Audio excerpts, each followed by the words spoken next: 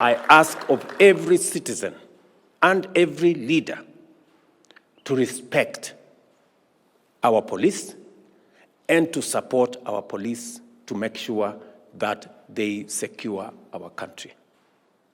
We have sufficient infrastructure to make sure that this happens within the law.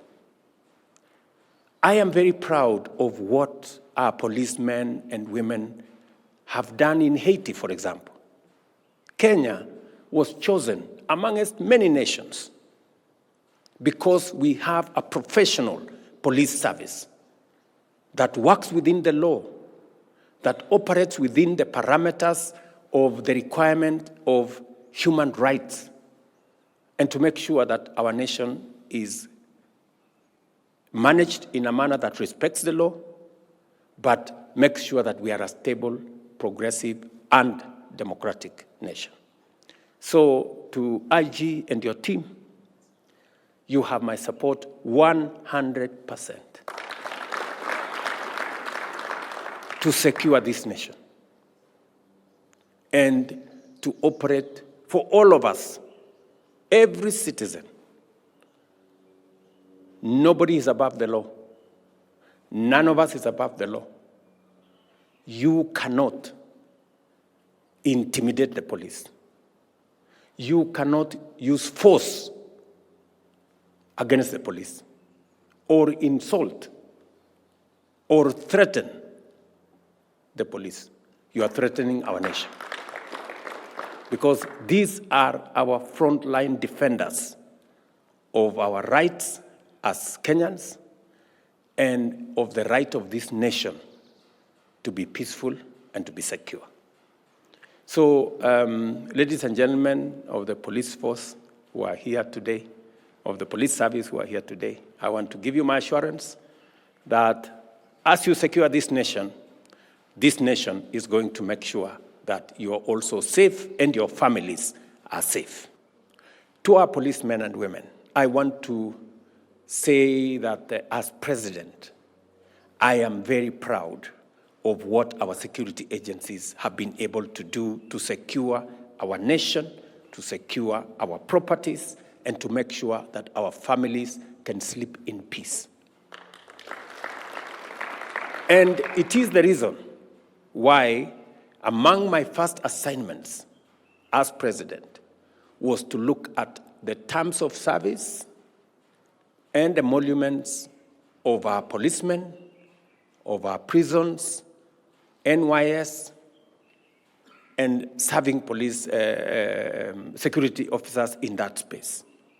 We are making steady progress in improving the terms of service of our policemen and women, including all the other security agencies in prison, in NYS, and in the other sectors.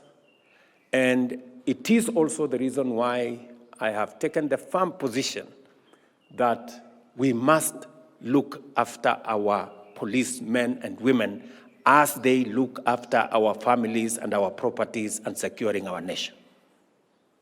It is the reason why even our housing program, I announced the other day that we are going to dedicate at least 20% of those housing programs to our policemen and women and our security men, our security agencies. Why?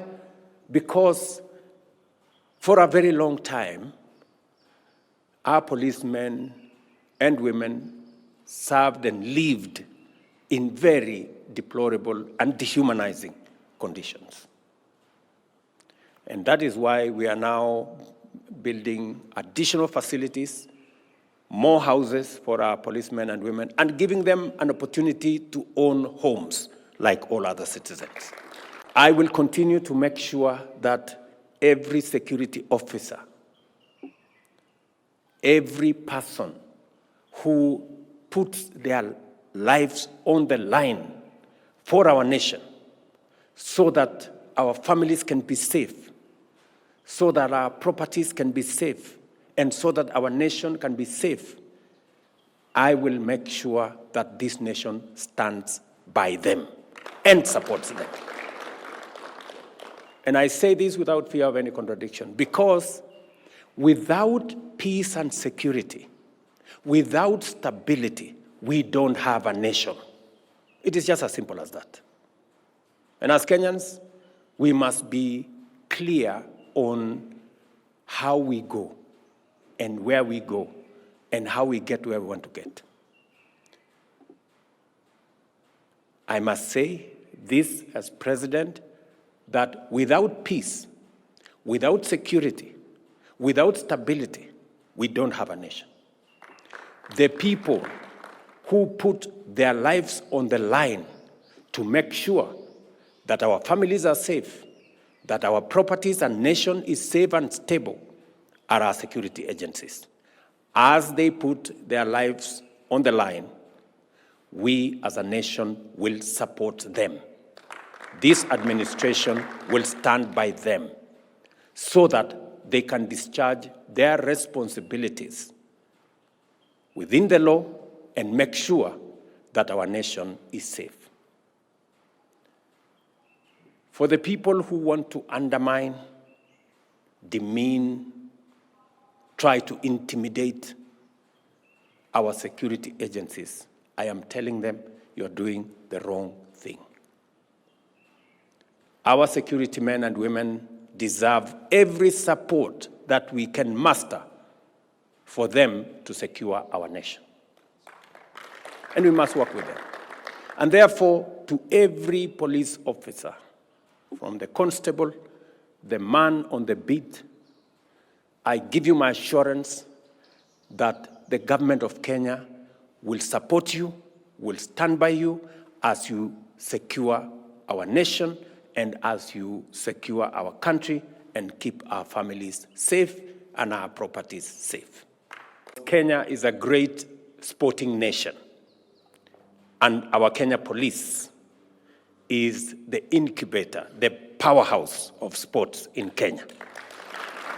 So if you combine our nation as a great sporting nation globally, and the place where that great sporting talent is nurtured is our Kenya Police, then this becomes a very significant morning that we are meeting here, not just as the Kenya Police family and the huge contribution you are making to sports in Kenya, from athletics through ball games and everything in between, including tug of war, as the IG has said. So, and therefore it is significant that we are meeting here this morning so that we can appreciate what you are doing, what the contribution the Kenya Police Service is making, not just to the security of our nation, but also to our sports and being the greatest ambassadors of our nation.